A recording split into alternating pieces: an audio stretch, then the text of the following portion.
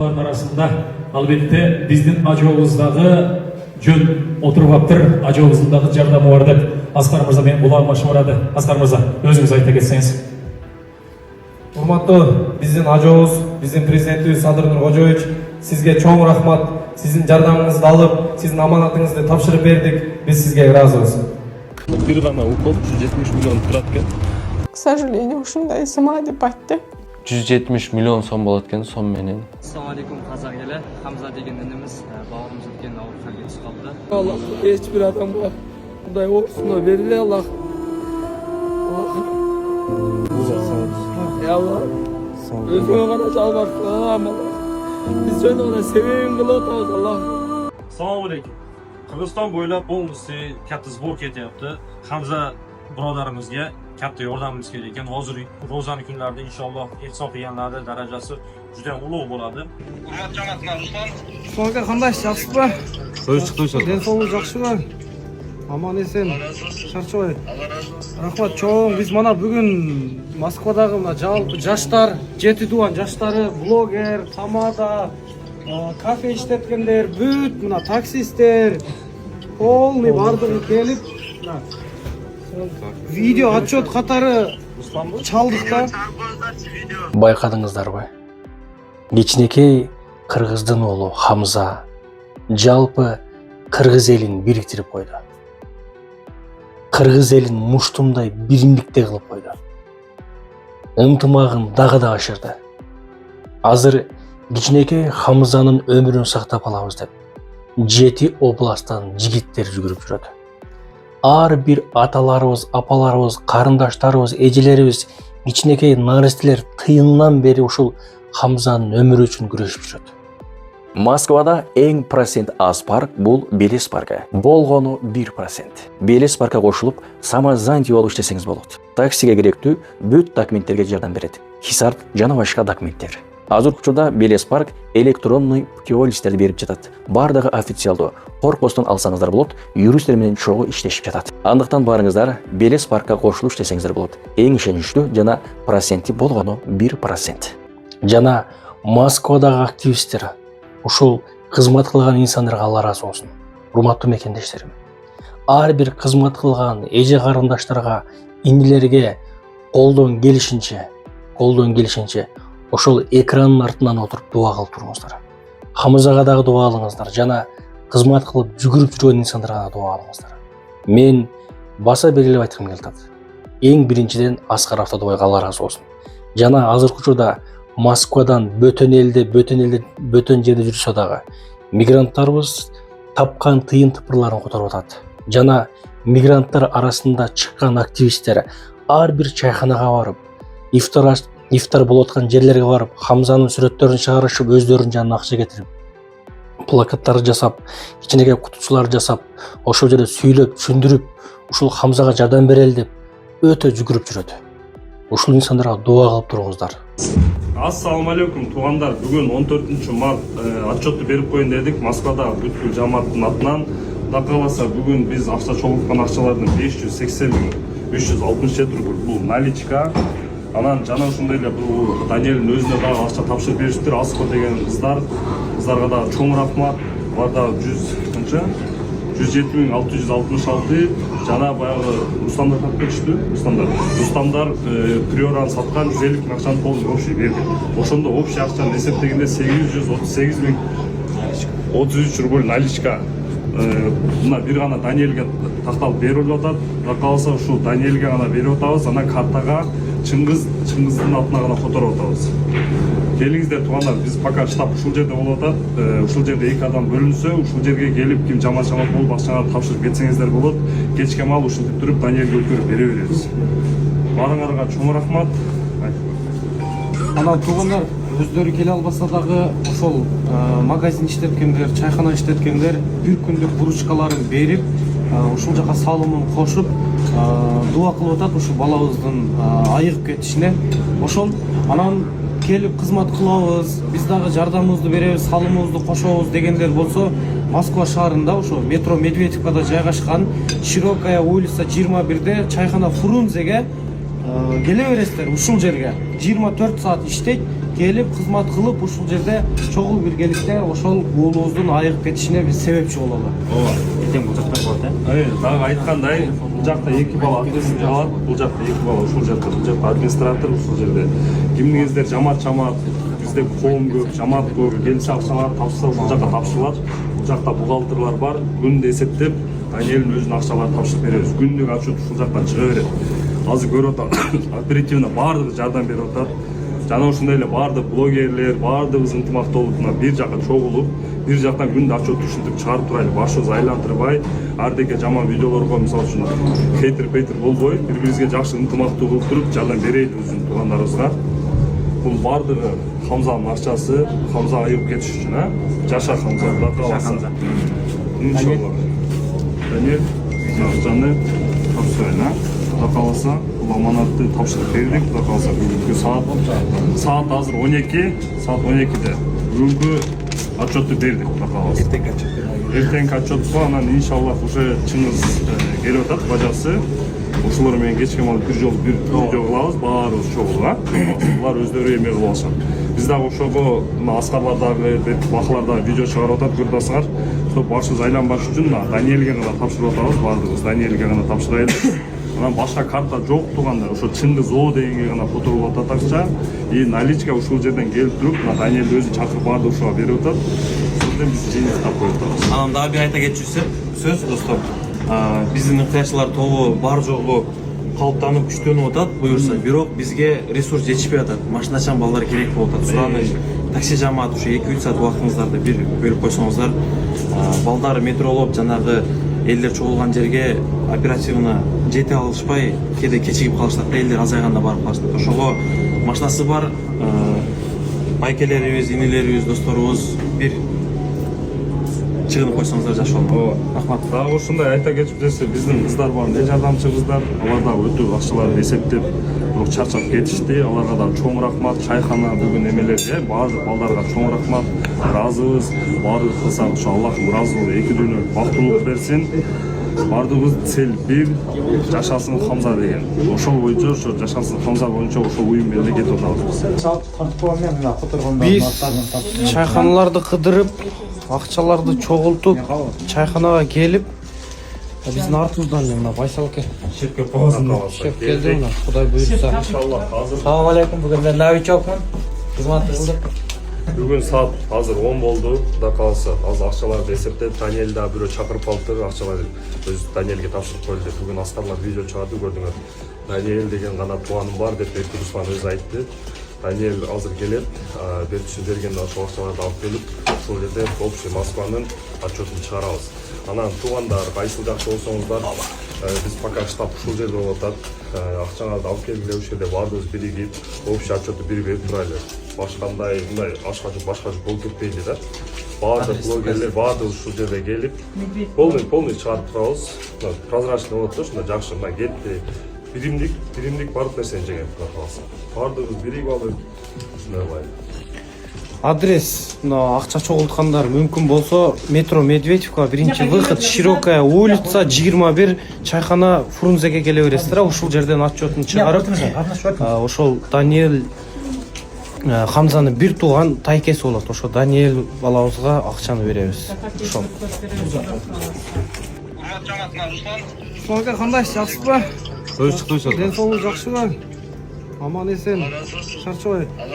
Рахмат чоң. Биз мана бүгүн Москвадагы мына жалпы жаштар, 7 тууган жаштары, блогер, тамада, кафе иштеткендер, бүт мына таксисттер, полный бардыгы келип, мына видео отчет катары чалдык да. Биз видео чыгарып, отмечать этип чыгарып атабыз. Автор кабыл алып неме киргизбей атат да. Биздин эсиме муктап калдык, сөйт менин телефонум аларда да. Жок, отчетты айтып койсун да. Карта боюнча. Туугандар мына Руслан аке өзү. Салам алейкум. Кудай кааласа, Сааттан кечке киргизилген страница бар, сааттан кечке.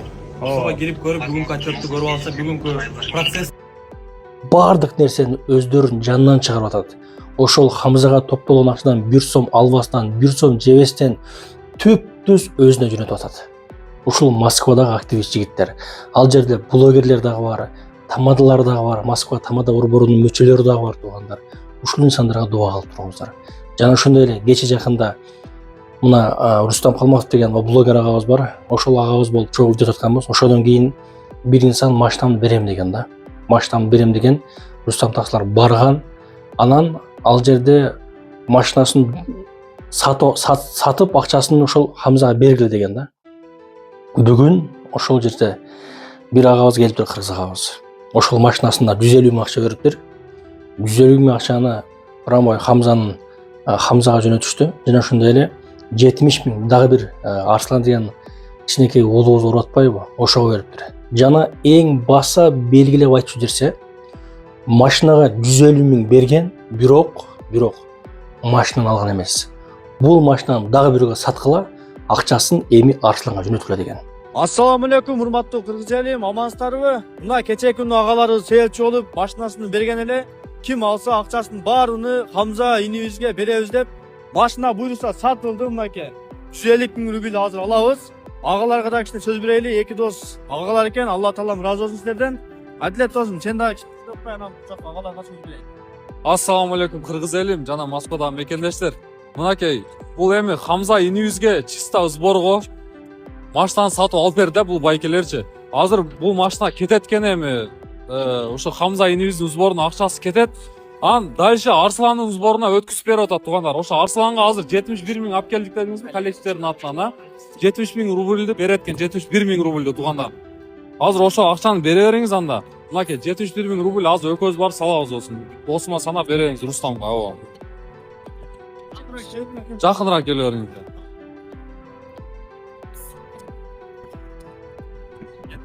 71 миң. Коллегаларыңыздын акчасы. Бул Арсланга экен досум, 71 миң Арсланга. Ооба. Машинанын акчасы Хамзага досум 150 миң рубль. Хамзанын акчасы да? Бул машинаныкы, бул эсеп. Буяк тартып коюң экен. Болду, ишендик. Акчалар алынды мына. Буяк тартып экен. Буларды сөз түрдө которобуз иншалла бүгүн эртең которуп беребиз экен. Алла разы. Акаларга да сөз берип коюн. Кичине сүйлөп кое коеюн ака. Ошо эки жигитке Аллах шифасын берсин. Рахмат акалар, чоң жакшы ишке себепчи болосуздар. Мына экинчи бөбөгүбүзгө дагы пока сбор ачылды эле Москвада. Мына биринчи жакшылык ишке себепчи болуп силер баштап бердиңиздер да. Алла таалам разы болсун. Таксыр. Бирөө сүйлөп коеюн. Аллах таалам эки иничегибизге шифасын берсин. Кудай буйруса эми кийинки сатууну кайра келип бересиздер. Кийинки машина эстафета болуп кетсе дагы макул, а? Ооба. Алла разы болсун. Ооба. Келип калатына алып келсин акчасын берип, а? Ооба, обязательно. Силер дагы кайра эле болуп турасыз. себепкер болуп турасыздар, келесиздер кайра эле. Машинаны. Туугандар, ошо мынакей уже видеону тартып бүттүк эми досум, а? Мына машинаны тартып коюңуз. Мынакей ушул машина Арсландын сборуна кайра кетет туугандар. 150 миңге, 200 миңге келе бересиздер. Бул машина Арсландын сборуна туугандар. Биз кызматтабыз. Балдар оорубасын туугандар, наристелер. Жүрөк аябай ооруп атат, бирок чынындачы айыгып кетсин. Кыргыз элим, ассаламу алейкум баарыңыздарга. Мынакей биз 2 күн мурун жанагы өзүбүздүн Москвадан мекендеш байкелерибиз Фрёра машинасын коюп берген эле Хамзанын сборуна деп, ошол машина сатылды бүгүнчү. Ошонун азыр жана биз видео чыгарганбыз да таксыр. Ошонун отчетун кылып машинаны бул кайнысы болот экен. Ким эле жезеңин аты?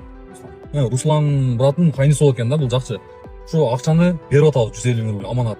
Бүгүн котороп эл десек, ошого эле берип коелу деп неме кылды. Ошого берген кечеги немелер да бар, тыйындар да бар. Ошол тыйындарды биз бүгүн ошо балдар айткандан карбагы баклошкадан алып, пакетке салып, даяр кылып, Сбербанкка 5ке чейин апарайлы деп аяка жетишпей калдык. Бүгүн машиналар тартып мына жакка болуп, ошол тыйындарды пакет немеге салып койгонбуз, даяр кылып, ошолорду берип коелу. Мына машинанын акчасы досум. Бул машинанын акчасы 150 миң рубль.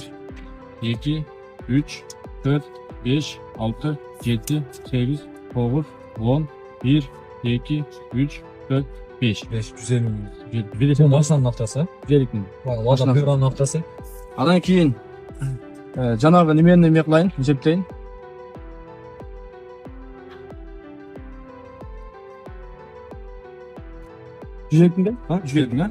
Кече бир бала келип жанагы айттым, тойма деп чогулткан акчамды 35 миң алып берген. Ошонун акчасы менен. Ушундай берешен кыргыз элибиз өтө көп болсун туугандар. Жана азыркы учурда өзбек туугандар дагы видео каралып атат туугандар. Qirg'izistonda bir birodarimizni farzandi og'ir kasal ekan. Unga operatsiyasiga juda ham katta bir summa kerak ekan. Qirg'iziston bo'ylab hozir полностью sbor ketyapti. Qirg'izistonda bloger akalarimiz ularga boshliq bo'lib, boshida turib katta bir sbor qilishyapti. Eshitishim bo'yicha 170 million so'm ketar ekan operatsiyasini o'ziga. Bu примерно 2,5 million dollarga shu narx ekan. Shunga katta sbor ketyapti. Kechagina TikTokda prямой efir qilayotganimizda oпрос qoldirgan edim. Желающиlar bormi? Biz ham shu narsani yoritib chiqsak, aytib chiqsak, kontaktlarini bersak, ehson qilaman deydiganlar bormi? Hozir ro'zani kunida inshaalloh ehsonlarimiz ajri yanada kuchliroq bo'ladi deb aytganimda prямой efirda juda ko'pchilik aytdi, davay video qilinglar, kontaktlarini beringlar. Biz ham ehsonga qo'shilaylik, hissamizni qo'shaylik deganlar juda ham ko'p bo'ldi. Bizni ko'rayotgan auditoriya aslida juda katta qismi O'zbekiston, Tojikiston, Qirg'iziston va Qozog'iston shu tomonlar ko'radi. Bularning orasida O'zbekiston ham juda katta. O'zbekiston, Qirg'iziston juda ham дружный xalqmiz. Inshaalloh O'zbekistondan bo'lsa ham, Qirg'izistondanmi, qayerdan bo'lsa ham shu videoni ko'ryapsizlarmi? Imkon boricha qadar ehsonga qo'shilishga harakat qilinglar. Shu narsaga chaqirib qolamiz. Ehsonni summasini farqi yo'q. Hatto 1 so'm bo'lsa ham tashab qo'ydingizmi? Dunyoda necha million aholi bor, necha million odam ko'radi, qancha odam ko'radi bilmadim. 1 so'mdan tashlasa juda ham katta hissa qo'shiladi bu narsaga. Bugun 13-число Vnukovo kapitaldagi choyxona bor-ku, Kalujskaya shossi 4A da. Biz shu yoqqa ketyapmiz hozir. Men, Rauf akam va yana boshqa bloger akalarimiz ham shu yoqqa ketyapti iftorga. Shu yerda bitta katta o'zimiz yig'ilib, katta bitta video chiqaramiz deyapmiz. Желающиlar bo'lsa Moskvadagilar iftor paytiga kelsanglar bo'ladi. Kalujskaya shossi 4A da. Biz shu yerda bo'lamiz. Men, Rauf akam boradi, undan keyin Nurg'azi aka borar ekan, Manas aka, yana boshqa blogerlar ham borar ekan bu yerda. Ashaqqa borib, agar imkoninglar bo'lsa kelinglar, birgalikda iftor qilamiz. Katta ko'pchilik inson qo'shilib, bitta katta bir обращение qilamiz. Inshaalloh yordamimiz tep bo'lsa, bir yosh go'dak bolani umrini saqlashga bir qanaqadir bir hissamizni sababchisi bo'lib qolishimiz ham mumkin. Shuning uchun желающиlar bo'lsa kelinglar, borgandan keyin bo'li podrobno internetga kontaktlari bilan yana отдельно bitta video chiqaramiz. Shunda bemalol distansionda ehsonlarni jo'natib qo'yishlar mumkin bo'ladi. Жардам берели деп аларга да Алла разы болсун. Жана ошондой эле урматтуу мекендештерим, ар бир салым кошкон блогерлерге, ырчыларга, тамадаларга, активисттерге Алла разы болсун деп дуа кылып туралы. Кыргызстандан өтө бир жигиттер чыгып атат, волонтер болуп, ар бирине дуа кылып туруңуздар. Урматтуу мекендештер, азыркы учурда Кудай кааласа дуа кылып туралы. Хамзага сбор чогулуп бүткөндөн кийин дагы бир Аслан деген уулубуз ооруп атыптыр. Ага дагы дал ушундай биримдикте, чогуу биргеликте акча чогултканга жардам берели. Бул нерсени кайрадан Аскар Автодобай агабыз өз колуна ала турган болот. Хорошо, байке калкайын.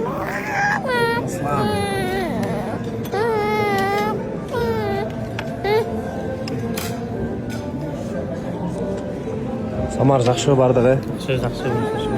Кыргыз эли бир ушундай баягындай боорукер эл экенбиз да. Анан канча айдан бери чогултуп атасыңар сиздерге? Жактында бир жума болду. Жыма чыкканыбызга просто Хамзага ба 5-6 ай болушуп, анан булардыкын биринчи чогулуш керек экен эле, ошого буюрса чогулуп бүтөйүн деп калды. Буюрса мына 1-2 күндө баягы демек басмайылды эми бекен бушубуз керек экен. Кудай буюрса биз серменбиз. Көлгө десеңер, көлгө, чүйгө десеңер, чүйгө, любой жагында Кудай буюрсачы. Чогулуп биригип, бүгүн буюрса мына Ушандагы сүйүнүп калды. Сама чогулуп, ама сен 5-6 айдан бери күлө элек болсоң керек, а? Буюрса жакшы болсун. Молодец. Команда полный даярбыз, а? Бuyakta da общий волонтерлар барды ушул жакка өтөт. Өзү элдер комментарий жазып атат да. бияқты да қарап қойғыла депчи. Так биз бермейбиз кандай болсунча. Сакрат болбой турупту. Сөзсүз, а? Жакшы болуп кетет буюрса. Тез хабар Атакул агабыз алдағы сөйлеп шықты. Туғандар, Хамзадан кейинки Аслан боюнча. Хамзаға акча чогултуп баштагандан бери канчалаган адамдар ушу Аслан деген дагы бала бар. Ага дагы бирдей акча чогултпайсыңарбы? Экөөнө тең карабайсыңарбы деген суроолорду бизге көп жазышты, комментарийлерде да жүрөт, WhatsAppка дагы жазышты, кээ бирлери чалышты да. Биз эми бул нерсени мына аскар идея көтөрүп биринчи Хамзадан баштаганбыз да. Анан бул оору өзү Кыргызстанда редке кездеше турган оору экен да. Бирок аны дарылоонун дагы суммасы өтө максимальный сумма. 170 миллион сом да, мындайча айткандачы.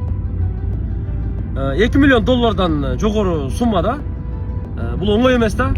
Биринчи Хамзадан баштадыкпы, биз ошону аягына чейин чыгарып коелу. Бирок Аслан менен биз иштейбиз. Асланды дагы аягына чыгармайынча Кудай буйрса до конца туруп беребиз. Анткени экөө тең бирдей да бизгечи. Хамза деле бирде бизге бала, Аслан деле бизге бала да. Иншалла кече Хамзаны өкүл бала кылып алам дедимби, керек болсо Асланды деле өкүл бала кылып алам да. Мен үчүн мисалы экөө бирдей. Аскар үчүн дагы экөө бирдей. Дамир үчүн дагы, Бака үчүн дагы, билим үчүн дагы, бардыгыбыз үчүн, жалпы кыргыз эли үчүн бул эки бала экөө бирдей да. Ошон үчүн Асланды сурагандар, эч кыжалат болбоңуздар. Биз биринчи Хамзанын шотуну толтурайлы. 170 миллионду до копейки толтурайлы. Анан ошол жерден стоп. Токтоттукпу? Толду, бүттү деп элге сүйүнчүлөйбүз. Анан ошол учурдан баштап, Аскар айткандай, Асландын шотуна кетет да.